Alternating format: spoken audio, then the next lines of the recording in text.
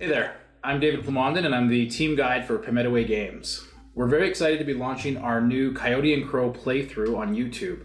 It'll be led by myself as the story guide, and we'll have several of our staff, Emily, Jade, and Haley to start with, and then several other guests from the community joining us and helping explore the world of Cahokia through our own experiences. All of the videos will be posted here on our YouTube channel. We hope that you'll check them out, share them with the community. Let us know if you have any feedback, any questions, or any suggestions on how we can improve. You can do that by emailing us at info@pimetaway.com or hitting us up on any of our social media channels at Pimetaway Games. Thanks so much, and hopefully you enjoy our game. Go ahead, do a game. So each of you are part of the Nahunik people in the world, of course, of Makasing. The Nahunik people live at the northernmost edge of the Freelands, kind of along the border of what is known in Makasing as the permanent ice zone. So everything kind of north of the Freelands is like a large permanent ice shelf that's been largely unexplored and uninhabitable since the Awis, the Darkest Night. And so, a couple things to know about the Nahunik. So they are breakaway people who were once part of the Anakora tribe, the Anakora people who live north of Cahokia. And so they are often looked at with bewilderment by other nations as a massive contradictions because they seem at times to be the exact opposite of the Anakora. So they do live in the northernmost part of the Freelands, which is also the coldest part, but they have developed large clusters of clear glass domes with 12 facets, which they tend to reside in. So picture these kind of like big biodomes. 12 facets? Does that mean like 12 like... So picture it like this. It'll have like, but not half a D12, but like the whole arc will be like maybe like a whole D12. But yeah, like exploded out to make like a dome.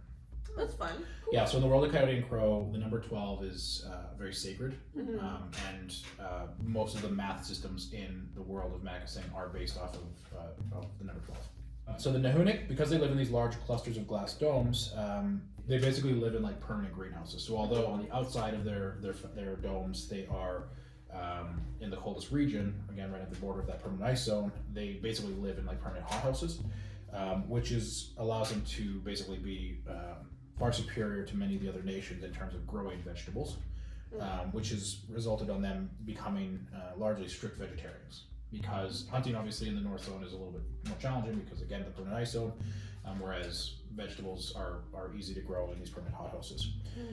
They also tend to wear minimal clothing because again they live in these hot zones all the time. The Nahunik have a consensus government where every individual has a say, so everything's done by even us? A referendum, yeah. Oh. Even you. Which of course can be difficult because when everyone has a say, it can lead to a lot of conflict and a lot of intensity. But the Nahunik generally are very passionate about how they live and very tied to maintaining their free way of life.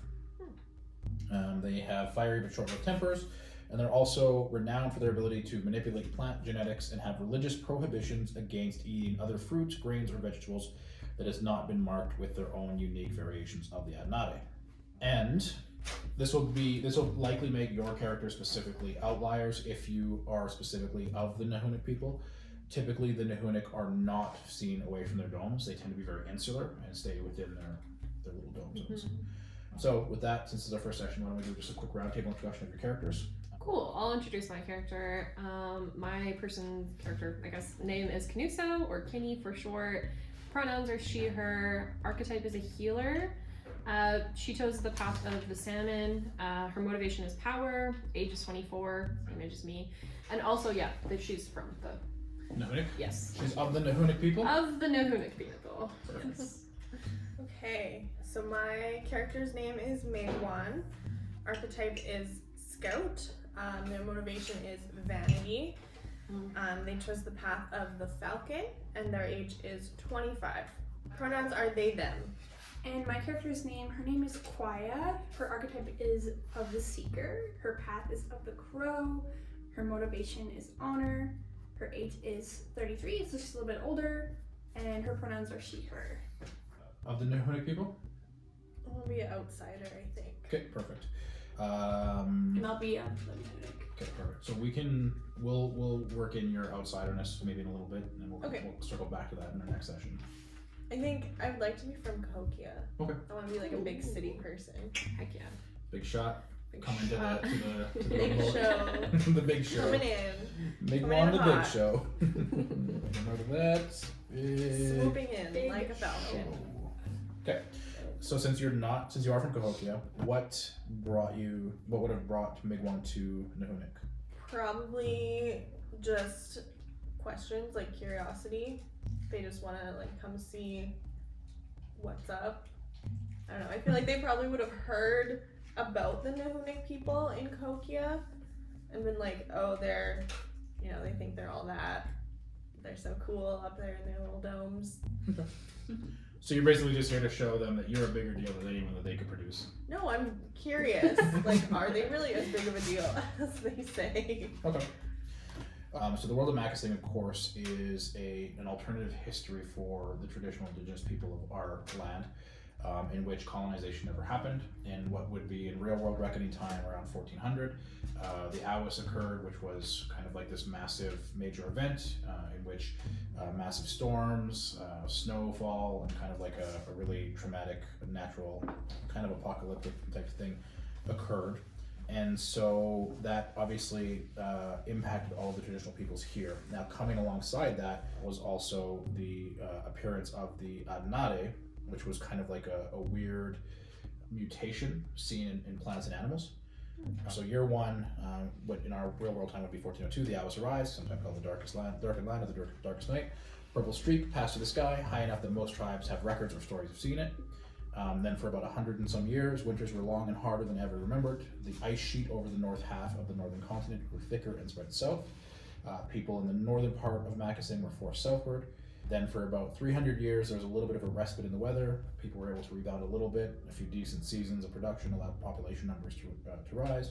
In the year 141, so this is by the Makasing reckoning time, so 141 years after the Darkest Night, harsh weather returns. Tribes all over the continent work together to improve food supplies, cooperation, sustainability, but to limited success. And then strict organized farming became vital. Then in year 169, a two-spirit leader rose to power after visions led them to create the base 12 math system that eventually became the foundation for all higher math and engineering, which allowed for advanced leaps in irrigation and large-scale farming. Then a new era of farming, medicine, and advanced technology over the next 110 years, so from 170 to 280, allowed technology to transform the continent. Infighting dropped, mortality rates dropped, math began to be taught as something sacred, and an engineering golden age began. So for about 16 years, from 280 to 296, the Adenade began to appear on animals, plants, and people, which was originally considered a good omen. And then herbalists and farmers began to cultivate specifically the plants that showed the Adenade, as well as animals that showed that mark. Then there was some intertribal conflict. There was a massive nation state formed by the Haudenosaunee, what she said. Nice one. Yeah, and then basically 5 kind of distinct nations of the territories kind of formed. Adenade became more popular, and then they discovered that they could create a reaction once humans consumed plants and animals that had signs of the Adenade. This is the most relevant for your characters because once they discovered that there was a reaction in humans from consuming a concentrated amount of the Adenade, they gained heightened senses and heightened natural abilities and sometimes supernatural abilities. So the Adenade, consuming the Adenade became a very specific rite of passage for most of the tribes that would happen around adolescence. So it's something that the 3 of you would have all gone through. Everybody, or the majority of people in Cahokia, go through that ritual, but only about 20% of them actually show any response from consuming the Adenade, which is kind of where your characters get their distinct and specific abilities. So the reason I bring that part up is because it does set you apart from most of the other people in Makasing. So only, again, 20% of the people of Makasing show that particular response to the Adenade. So you definitely are like, it's common enough that like nobody, it's not like a witch hunt or like people are concerned that you're like demons or anything like that.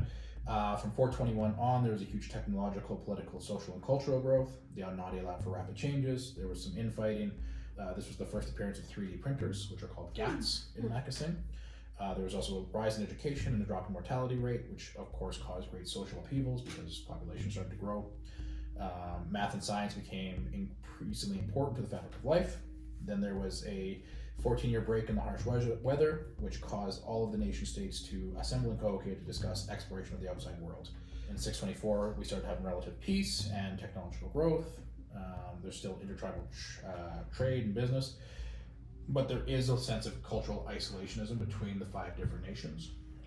So it's important to remember that. 698, the weather starts to break in a way it hasn't before. The climate settles, the seas calm, and now it's the year 710. That's where we're going to start. Nations are looking to see how they can gain new advantage over their neighbors, to prosper further, to develop their lives, to protect and nurture the world around them, and maybe even try to explore beyond their continental borders. So there's a couple things. So 3D printers are in abundance. Basically, almost every home has a 3D printer. So when it comes to material goods, it's very easy for most people to get what they need. Which doesn't mean that one thing that doesn't exist currently in the world of magazine is like mass production or factory production. So although like anybody can make a cup if they need one, every cup doesn't look identical to every other cup. Even like gats themselves, like any kind of thing that you would create will have distinct markings and customizations based on whoever created it. And so art plays a very important role in Makasing as a world, because there's so much artistic expression that's just built into everyday life. Yeah, so a couple things that don't exist in Makasing: combustion weapons. There are weapons in Makasing, but they're mostly propelled by gravitational technologies, so mag slings and mag bows, which are propelled by reverse magnetism. There are no cars. There's no wheels that exist in Makasing. Most vehicles are powered by, again, reverse gravitational technology, so like hovercrafts. There is no traditional internet. There is the equivalent of the internet, but it's also not a global internet like what we're used to. It's all based off of intranets rather than internets, meaning that like each nation is very interconnected and you can access public information within your nation, but nation to nation communication is very limited because of the conflict that has existed in the past. Nations are very protective of their own kind of institutional and economic secrets and things like that. So Makasing is largely not a world that has been influenced directly by capitalism. There is a currency, there is still a trade system in place, but again, because of the abundance of food, because of the abundance of 3D printers and the abundance of the ability to create your own kind of foundational things, you don't have to compete for basic survival things anymore. So just a little primer for you. Okay, so I have a quick question. If we had like prior conflict, our group between the group that Megwan belongs to, would that have like any kind of reaction on how we feel about them coming to our community? The short answer is no, because there are 5 distinct nations. The Haudenosaunee Confederacy, the Tiswak Alliance, the Dene Republic, the Kitawagi Federation, and then the Freelands is its own kind of distinct. So the We are freelance, correct? yes, and so is Cahokia. So Cahokia is an independent city-state that is kind of the de facto capital of the Freelands, but it does not speak officially for the Nahunik people. Gotcha. Or the Anacortes people or any of the other people in the Freelands. So they are all independent nations that exist within the Freelands that technically utilize the intranet and the currency of Cahokia, but are not subservient or subordinate to Cahokia. So the Nahunik people are their own free people that create their own settlements within the Freelands and owe no allegiance to anyone specifically. However, because there are 4 other distinct nations, the Freelands will tend to unite if there's an external threat to their nations. Okay. Yeah. We'll assume that Megwan is at least passingly familiar with Kwaya and Canuso, that you're all acquainted with one another. You two would have probably grown up in the same kind of domed community. So it makes sense that you two would know each other, and there's a bit of an age gap, but you probably would have at least been familiar with each other. One more thing I'll mention before we get started in terms of like a context world building is the concept of the Suyeta. The Suyeta are agents of the Council of 12. They are specifically chosen to be kind of rangers, guardians, kind of an informal police state. They kind of serve all of the people of Makasing in a way that kind of serves them whatever they need to be, whether it's again the kind of conflict resolution, explorers, dealing with crimes, things like that. And so not everyone who has been affected by the Adenati is a Suyeta, but I believe every Suyeta would be affected by the Adenati. Okay. Good brother? I do. Do they serve as like a quote unquote like political group? They, Or in a sense, yes, because they do report to the Council of 12. So, like by default, there is some politicization. There's politics involved. Yeah. So, even though they're from like Cahokia, they are still involved in the Freelands. Yes, the Suyeta. Yes, they are correct. Yeah. Okay. The Council of 12, does that serve all of the nations or just the Freelands? The Suyeta are something similar to marshals. That's what I'm struggling with. They Oh, travel okay. throughout the Freelands and have extensive authority. They act as officers during times of war. They can work in small groups, but they often work in small groups but can work alone. There are upwards of 10,000 Suyeta serving at any one time, although the Council of 12 keeps their exact number and location a mystery. Just like Photo Radar. Yeah, so the Suyeta are feared by some, respected by many, operating with impunity and above the laws that they enforce. At the same time, they are held to a very high standard and go through rigorous physical, moral, and spiritual training. Their duties vary from espionage and warfare to daily order maintaining and disaster aid. They arrange and enforce treaties and act as border patrols, security for VIPs or events, and even act as rangers into unknown lands. They are seen as fair, just, powerful, and skilled, yet, and this is the important part, they're still human, and there are many who resent the seemingly unchecked authority. People who aspire to be Suyeta often fail the exhaustive training process and end up being local constables or other law enforcement. And then we had a question about the Council of 12. So there Just will be. curious. Yeah, no, that's good. I think questions like that are great. The primary ruling body of Cahokia specifically is the Council of 12. Okay. These positions are a lifetime appointment, in theory, although council members may step down, retire, or be removed, but that rarely happens in modern Cahokia. Council members propose new council members, and the citizens vote on approval, but proposed members are almost never rejected. The original 12 were selected by their respective tribes as representatives of the 12 most influential tribes of the city. However, over the years, the council has morphed into being more about individual families retaining their positions through inheritance and nepotism. The current Council of 12 are from among the most powerful families in the region, and they all maintain a delicate balance between doing what's best for Cahokia and what's doing best for their lineage. So, Sus. And Yeah. Council of 12 would be like a, I don't know, I feel weird saying this, but like a higher level of council rather than like a local council. Sounds like kind Yes. of like the UN. basically, what I'm for getting at. Cahokia Yeah. specifically, they're like Yeah. they're like the prime minister's cabinet of Cahokia. Like Because Cahokia is a city-state. a city-state, yes. Gotcha. Cahokia is an independent city-state. The Council of 12 only oversee Cahokia, that one Gotcha. major city. Okay. Cahokia just happens to be the major seat of power in the Freelands. So the Council of 12 has no authority over the Nahunic people, other than just like the economic trade power that they have, and because they control the Suyeta.